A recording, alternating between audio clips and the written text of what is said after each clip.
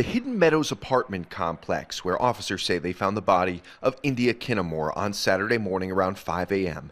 Kinamore was 26 years old, and police say she was in the late stages of her pregnancy.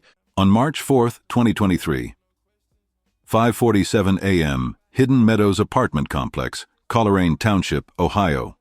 A child's voice cracks through the 911 dispatcher's headset. 6 years old, barefoot in the hallway. "My mommy won't wake up."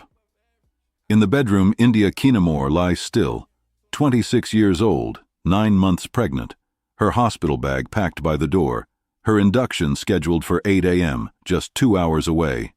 But 3 days earlier, her baby's father had already filed paperwork with his employer.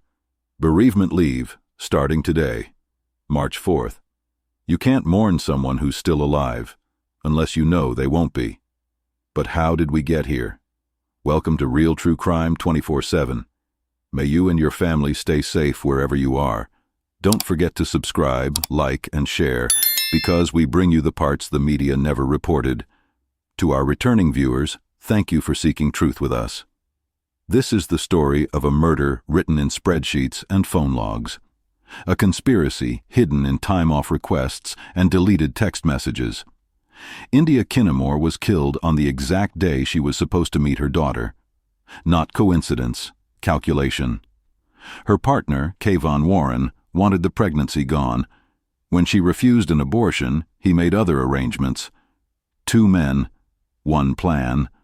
A crime scene staged to look like a robbery that fell apart the moment detectives checked the timeline. Because Warren made a mistake that would become his confession, he requested grief counseling and paid time off before India was dead. Today, we follow the digital breadcrumbs that led investigators from a ransacked apartment to a conspiracy so cold-blooded it would redefine premeditation in Ohio law.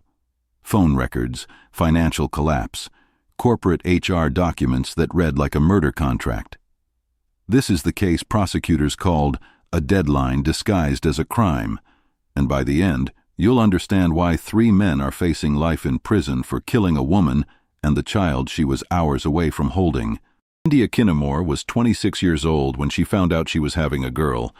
She already had a son, 6 years old, the kind of kid who asked questions about everything and still believed his mom could fix anything. Now he was about to become a big brother. For 9 months, India prepared. Baby showers with friends who brought pink onesies and tiny socks. A nursery in her apartment at Hidden Meadows, walls painted soft lavender, a crib assembled in the corner. She'd scroll through her phone at night, saving names she liked. Melody, Serenity, something beautiful. Friends remembered her as warm, protective, the type of mother who never missed a school event, who kept snacks in her purse and Band-Aids in her car. She'd worked hard to build a stable life for her son, and now she was ready to do it again. March 4, 2023 wasn't just circled on her calendar, it was highlighted, starred, her scheduled induction date, the day the doctors would help bring her daughter into the world. 8 a.m. She'd already packed her hospital bag, pajamas, toiletries, a coming-home outfit for the baby. Everything was ready. But in the weeks leading up to that date, India had confided something to a friend, a quiet worry she tried to brush off. "I wish Kayvon was more excited about the baby." She didn't know how right she was to be concerned. Kayvon Warren was 30 years old, employed, father to India's unborn child. To anyone watching from the outside, he was handling things, but the outside was a lie. Behind closed doors, Warren's life was crumbling. His home, facing foreclosure, bills piling up faster than paychecks could cover them. Financial records would later show a man in freefall, scrambling to keep his head above water while the debt dragged him under.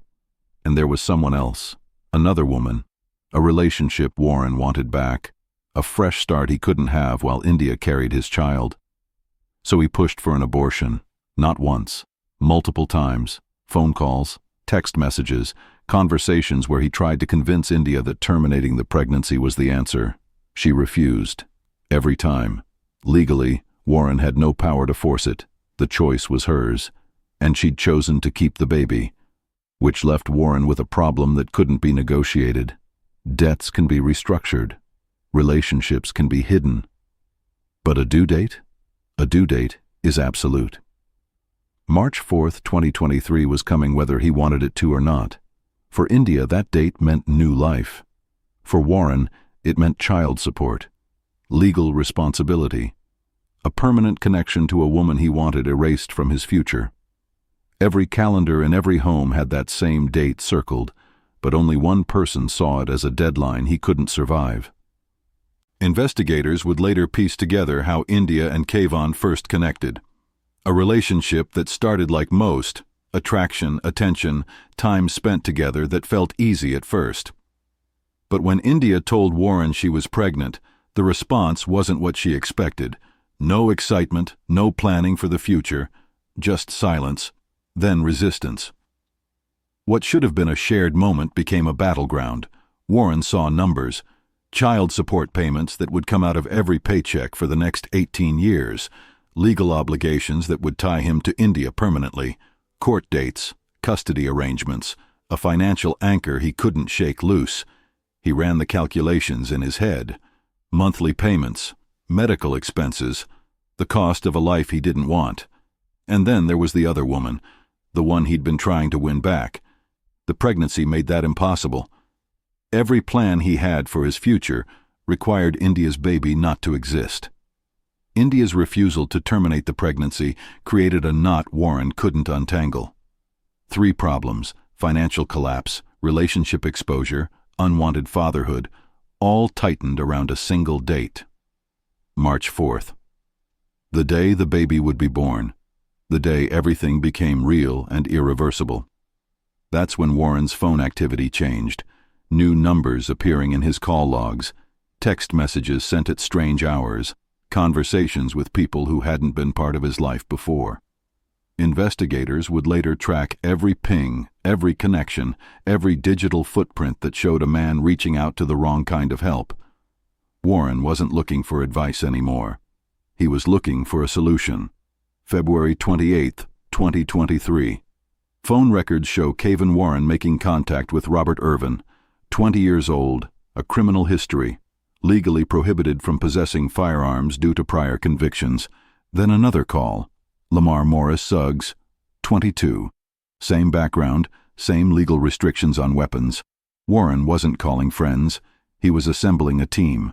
March 1st, the calls increased. Back and forth between all 3 men. Timing, logistics, details being worked out in fragments of conversation that would later be reassembled by investigators like shards of broken glass. But Warren did something else that week, something that would become the most damning piece of evidence in the entire case. He went to his employer and filled out paperwork, a request for time off, bereavement leave. The reason? Family loss. The dates he requested: starting March 4th, 2023. India was still alive, still preparing for her induction, still counting down the hours until she'd meet her daughter, and Warren was already filing for grief leave. March 2nd, March 3rd. The phone records show a cluster of activity, calls between Warren, Irvin, and Suggs lighting up the logs like a constellation. They met in person, finalized the plan, went over it one more time. The story would be simple.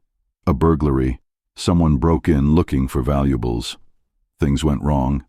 Tragic. Random. No connection to the baby's father. Clean. On March 3rd, India spent her last normal day doing normal things. She packed her hospital bag, added a few more items she'd forgotten, charging cables, a book she wouldn't have time to read. She talked to her son about becoming a big brother, reminded him to be gentle with the baby, told him how proud she was. She checked her phone, confirmed the time for her induction. 8 a.m. Less than 24 hours away.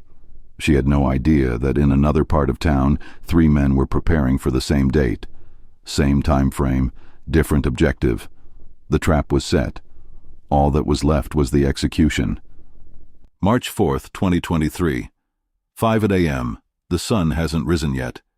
Hidden Meadows apartment complex is quiet. Most residents still asleep. India Kinamore's alarm is set for 6:30, an hour before she needs to leave for the hospital. Robert Irvin and Lamar Morris Suggs pull into the parking lot. They know which apartment. They know the layout. They've been briefed. Between 5 and 5:30 a.m. they make their entry.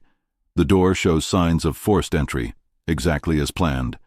Inside, they move quickly. Drawers pulled open, items scattered across the floor, cushions tossed off the couch. The appearance of a robbery, a random break-in. Bad luck. But this isn't about stealing. India is in her bedroom, 9 months pregnant. Her hospital bag by the door, 2 hours from her scheduled induction. She's shot. The sound cracks through the apartment. Final, irreversible. India Kinamore dies in that room, and so does her daughter. Full term, ready to be born. A baby who would never take a breath outside her mother's body. 2 lives ended in seconds. But there's a witness. India's 6-year-old son is in the apartment. He hears everything, sees too much. But Irvin and Suggs leave him alive. They weren't paid to kill a child. Just the woman. Just the baby. They leave the same way they came. Quick. Efficient. The staged burglary left behind like a script they've followed to the letter. Kayvon Warren isn't there. He's miles away. An alibi ready if anyone asks. Plausible deniability. A grieving father-to-be who lost his child to a random act of violence. At least, that's the story he's counting on. 5:47 a.m. A 911 dispatcher receives a call from Hidden Meadows apartment complex. The voice on the other end is small, shaking, confused. My mommy won't wake up. 6 years old, barefoot in the hallway, blood on the carpet. He doesn't understand what happened, just knows his mother isn't moving, isn't answering. The dispatcher keeps him on the line, asks questions gently, tries to keep him calm. Help is already on the way. First responders arrive within minutes. They enter the apartment and immediately see the staging, drawers open, belongings scattered, a forced entry at the door. It looks like a burglary gone wrong. But detectives notice things that don't fit. Why this apartment? Hidden Meadows isn't known for break-ins. Why target a unit with nothing of obvious value? And why this level of violence for what's supposed to be a robbery? Burglars want to get in and out fast. Confrontation is a risk they avoid. This wasn't avoidance. This was execution. Medical examiners arrive and confirm what first responders already suspected.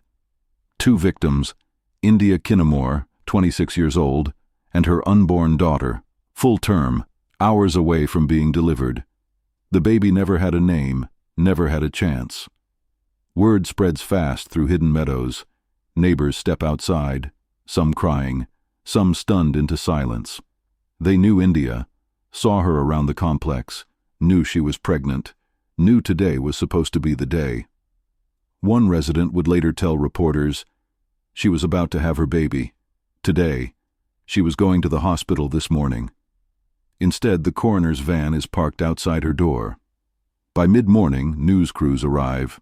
Cameras capture the yellow tape, the closed apartment door, the residents gathered in small groups trying to process what happened. Coleraine Township detectives begin their work. Interviews, evidence collection, timeline construction, and within hours they're already questioning the burglary narrative. Because nothing about this crime makes sense, unless it was never meant to. Within 48 hours, Coleraine police detectives made a decision that would crack the case wide open. They stopped believing the burglary story. Too many inconsistencies. A forced entry that looked performative. Items scattered but nothing of value taken. Violence that exceeded anything a burglar would risk. The whole scene felt rehearsed. Hamilton County Prosecutor Connie Pillich would later call it exactly what it was. A ruse. Detectives shifted their focus. If this wasn't a random break-in, then someone wanted India Kinamore dead. Someone with motive, someone close. They started with Kayvon Warren. Financial records told the first part of the story. Foreclosure notices, unpaid bills stacking up, bank accounts drained, a man drowning in debt with no way out. And then there was the pregnancy, a legal obligation that would bleed him financially for nearly 2 decades. But financial desperation alone doesn't prove murder. The phone records did. Detectives pulled Warren's call logs. then Robert Irvin's, then Lamar Morris Suggs. What they found was a web of communication that lit up in the 72 hours before India's death. Dozens of calls, text messages, contact between three men who, on paper, had no reason to be talking. February 28th, March 1st, March 2nd, March 3rd. The frequency increased each day, short calls, long calls, coordination. And then investigators found something that turned suspicion into certainty. Warren's workplace records, a request for bereavement leave, filed with Human Resources before March 4th. The reason listed, family loss. The dates requested, starting the day India was scheduled to give birth. He requested grief counseling for a death that hadn't happened yet. Prosecutor Connie Pillich would later stand in front of cameras and describe this single document as proof of the premeditated nature of the crime. You don't file for bereavement leave unless you know someone is going to die, and you don't know that unless you've planned it. Detectives kept building. Evidence showed Warren met with Irvin and Suggs in person, not just phone calls, face-to-face coordination. The conspiracy wasn't theoretical anymore. It was mapped, documented, time-stamped. But building an airtight case takes time. Dozens of interviews, forensic analysis of digital records, cross-referencing alibis, tracing financial transactions to see if money changed hands. Every piece had to fit perfectly because the defense would challenge everything. Months turned into a year, then longer. The case moved slowly, methodically, but it moved forward. August 2024. More than 18 months after India Kinamore was killed, Hamilton County prosecutors announced indictments. 3 men, 13 counts. Kayvon Warren, Robert Irvin, Lamar Morris Suggs. The charges were severe.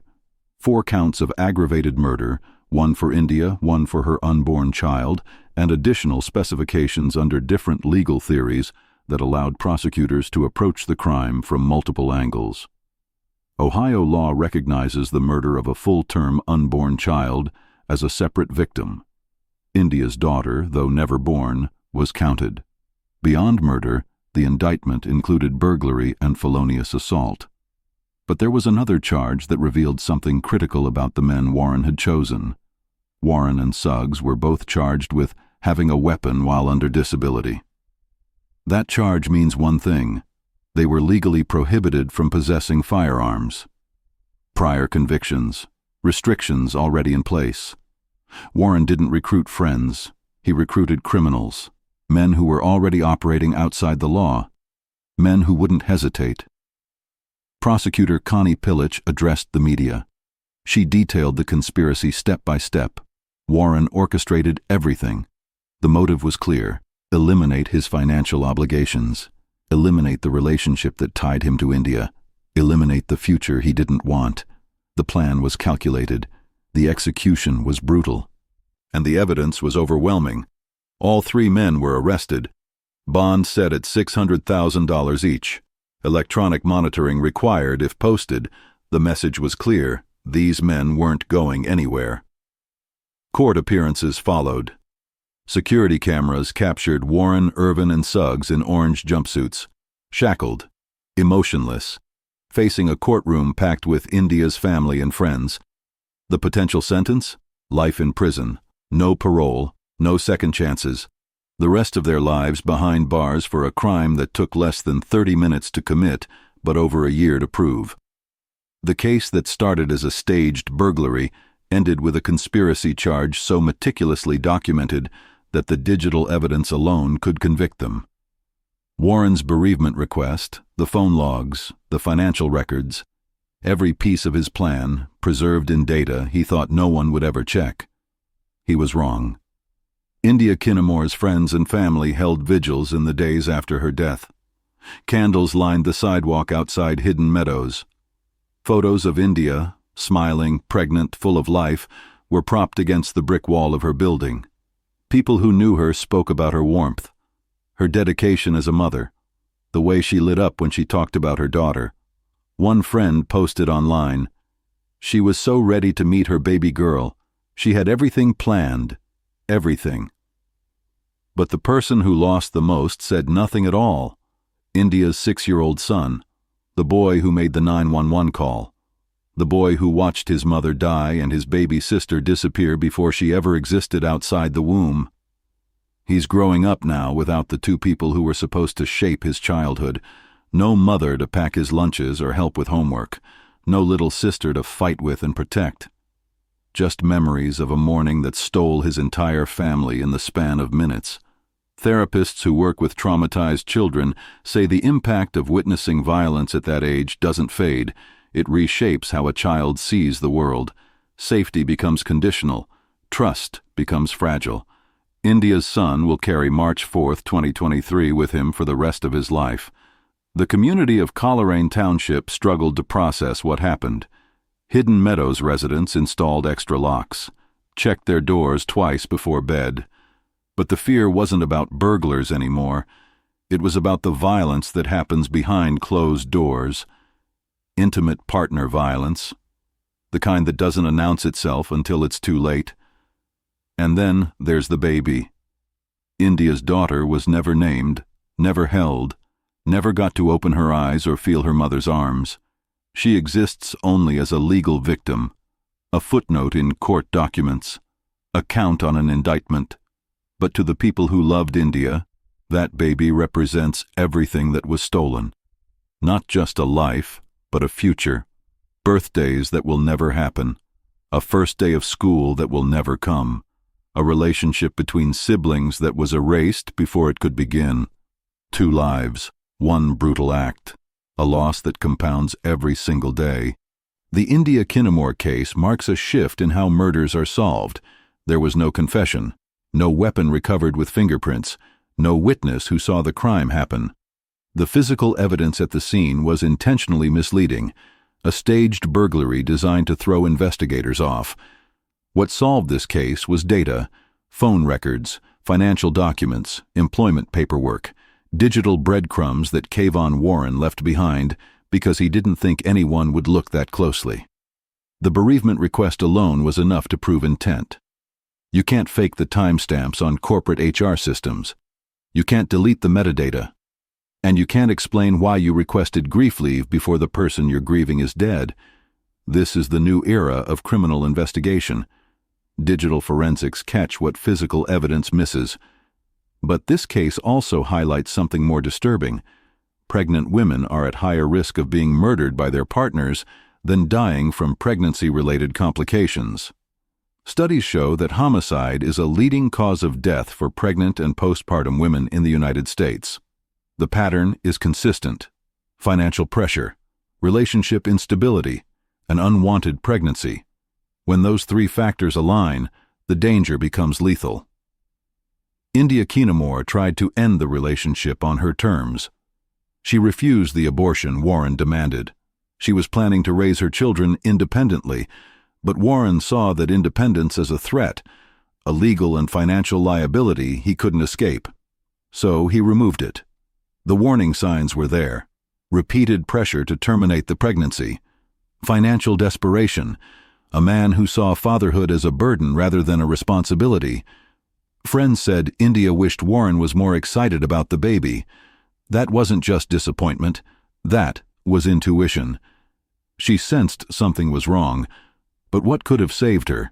Earlier intervention, recognizing coercive control around reproductive decisions as a red flag, protective measures for women in relationships where financial desperation and unwanted pregnancies intersect. Resources that treat pregnancy as a high-risk period for intimate partner violence, because it is. India's story isn't just a tragedy, it's a warning. She was a 26-year-old woman who chose motherhood, who prepared a nursery and packed a hospital bag and counted down the days until she'd meet her daughter. She made decisions about her own body and her own future, and she was killed for it. India Kinamore's life mattered. Her daughter's life mattered. And the fact that both were taken by a man who saw them as obstacles rather than human beings should shake us all. Because this wasn't random violence. This was murder by design, calculated, scheduled, executed on the exact day it would cause the most damage. India deserved to become a mother that day. Instead, she became a victim, March 4, 2023 was supposed to be a beginning. India Kinamore had her hospital bag ready, her alarm set, her son excited to meet his baby sister. In just a few hours, she would hold her daughter for the first time. Instead, Kayvon Warren made sure that day marked the end of both their lives. He recruited 2 men with criminal records, staged a burglary that fell apart under scrutiny, and made the fatal mistake of filing bereavement leave before India was dead. A confession written in corporate paperwork that prosecutors would use to prove premeditation. Warren thought he was smart, careful, untraceable. But the digital age leaves no shadows to hide in. Every phone call logged, every financial transaction recorded, every keystroke time-stamped. Technology didn't just connect the dots in this case, it drew the entire map. 3 men now face life in prison. India and her daughter are gone, and a 6-year-old boy is left to grow up without the family he was supposed to have. If you or someone you know is experiencing intimate partner violence or feels pressured about pregnancy decisions, help is available. We've linked the National Domestic Violence Hotline and other resources in the description below. These conversations can save lives. What stays with you most about India's case? Leave your thoughts in the comments, but keep them respectful. This is someone's mother, someone's daughter, someone's story. Subscribe for our next investigation, where we uncover the details the media overlooked and the evidence that changed everything. Until then, stay aware, stay safe, and remember, the truth always leaves a trail.